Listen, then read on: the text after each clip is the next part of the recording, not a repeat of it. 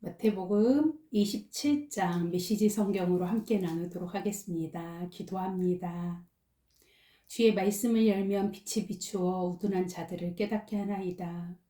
하나님, 예수님 십자가 처형되신 그 과정을 우리가 보고 있습니다. 예수님은 그냥 과거에 호랑이 담배 피던 시절에 그 옛날 옛적 이야기로 끝이 아니라 우리를 위해 십자가에 못 박혀 죽기까지 사랑해 주신 하나님이심을 말씀을 통해 배워가고 알아가고 있습니다. 그 말씀이 우리 안에 실제가 되게 하시고 예수가 그리스도라고 담대히 선포하는 저희가 되도록 축복해 주세요. 예수님 이름으로 기도합니다. 아멘. 마태복음 27장입니다.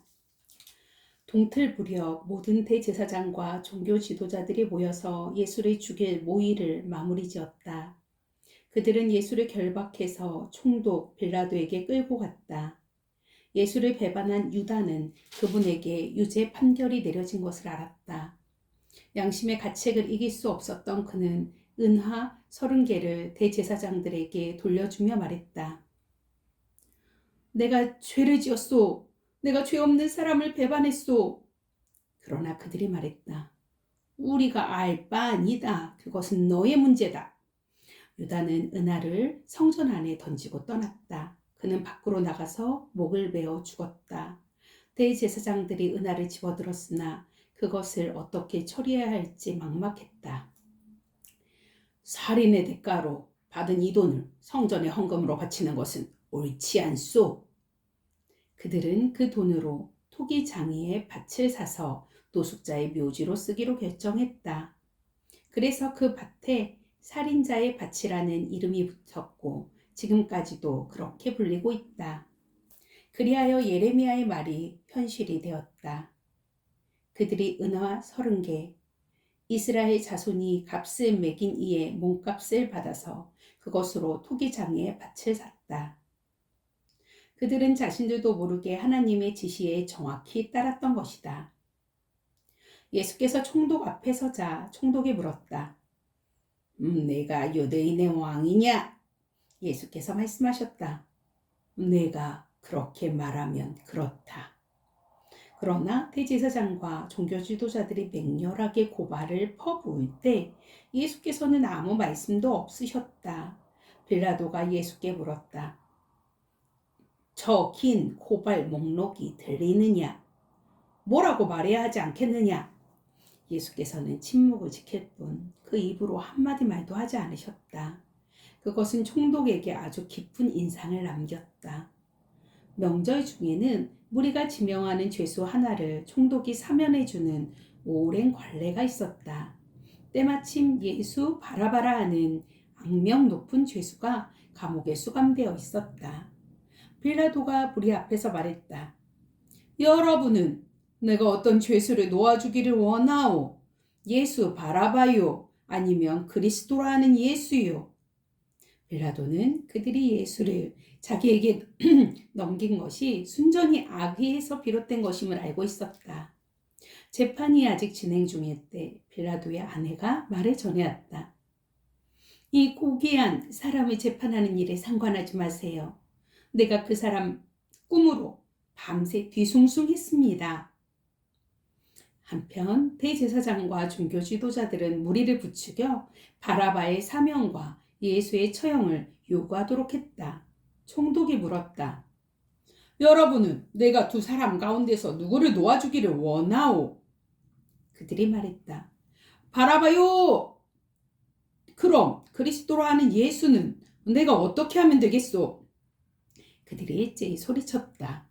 십자가에 못 박으시오! 십자가에 못 박으시오! 그가 따졌다. 무슨 제목 때문이요? 그들은 더 크게 소리쳤다. 십자가에 못 박으시오! 못 박으시오! 빌라도는 아무 성과도 없이 자칫 폭동이 나려는 것을 보고 대야에 물을 가져다가 무리가 다 보는 앞에서 손을 씻으며 말했다.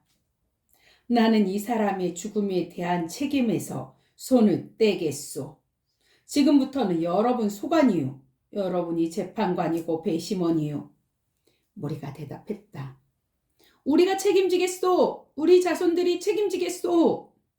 빌라도는 바라바를 사면해 주었다. 그러나 예수는 채찍질한 뒤에 십자가에 못 박도록 넘겨주었다. 총독 수하의 병사들이 예수를 총독 관저로 데리고 들어가서 부대 전체를 모아놓고 히히덕거렸다. 그들은 예수의 옷을 벗기고 빨간색 긴 겉옷을 입혔다. 그리고 가시나무로 엮은 왕관을 그분 머리에 씌웠다. 그들은 그분의 권위를 인정한답시고 오른손에 홀처럼 막대기를 쥐어주었다. 그리고는 그분 앞에 무릎을 꿇고서 예를 갖추는 신용을 하며 조롱했다. 유대인의 왕 만세! 그들이 말했다. 만세! 또 그들은 예수께 침을 뱉고 막대기로 그분의 머리를 때렸다. 실컷 즐기고 나서 그들은 겉옷을 벗기고 나서 다시 그분의 옷을 입혔다. 그런 다음 십자가에 못 박으려고 끌고 나갔다. 가는 길에 그들은 시몬이라는 구레네 사람을 만나 그에게 예수의 십자가를 지게 했다. 해골 언덕이라 하는 골고다에 이르자 그들은 가벼운 진통제를 예수께 주었다. 그러나 예수께서 맛보시고는 마시려 하지 않으셨다. 병사들은 예수를 십자가에 못 박고서 그분이 죽기를 기다리는 동안 그분의 옷가지를 나눠 가지려고 주사위를 던지며 시간을 보냈다. 그분의 머리 위에는 이 사람은 유대인의 왕 예수다 라고 쓴 팻말이 붙어 있었다. 예수와 함께 죄수 두 사람도 십자가에 달렸는데 하나는 그분 오른쪽에 다른 하나는 왼쪽에 달렸다. 길을 가던 사람들은 슬픈 척 고개를 저으며 예수를 조롱했다. 성전을 헐고 사흘 만에 다시 짓겠다고 의수대던 내가 아니냐? 그러니 실력을 보여봐라. 내 자신을 구원해보라고. 내가 정말 하나님의 아들이면 그 십자가에서 내려와 봐봐. 바로 그 자리에서 대제사장들도 종교학자와 지도자와 나머지 사람들과 어울려 신나게 그분을 비웃었다. 그가 다른 사람은 구원하더니 자기는 구원하지 못하는군. 이스라엘 왕이라고? 그럼 그 십자가에서 내려와 보시지. 그러면 우리가 다 믿을 텐데 하나님을 철석같이 믿더니만 어디 하나님이 이제 자기 아들을 구해 주시나 보자. 그야 하나님이 원하셔야 되겠지만 이자는 자칭 하나님의 아들이 아니었나?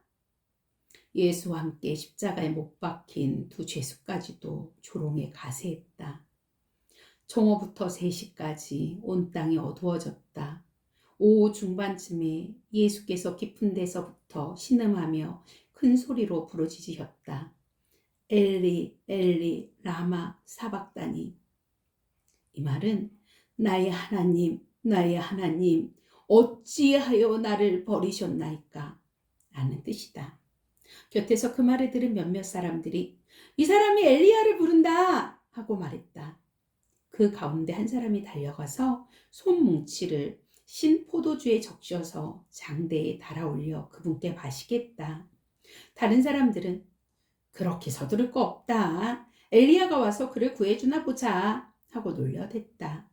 그러나 예수께서 다시 한번 크게 소리 지르시고 숨을 거두셨다.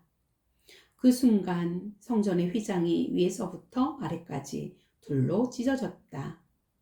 지진이 일어나서 바위들이 갈라져 산산조각 났다. 그뿐 아니라 무덤들이 열리면서 무덤 속에 자고 있던 많은 믿는 이들의 몸이 살아났다. 예수께서 부활하신 후에 그들은 무덤을 떠나 거룩한 도성에 들어가서 많은 사람들에게 나타나 보였다. 경비대장과 함께 있던 사람들은 지진과 그 밖에 일어난 일을 보고는 몹시 두려웠다. 그들은 말했다. 이 사람은 하나님의 아들이 틀림없다.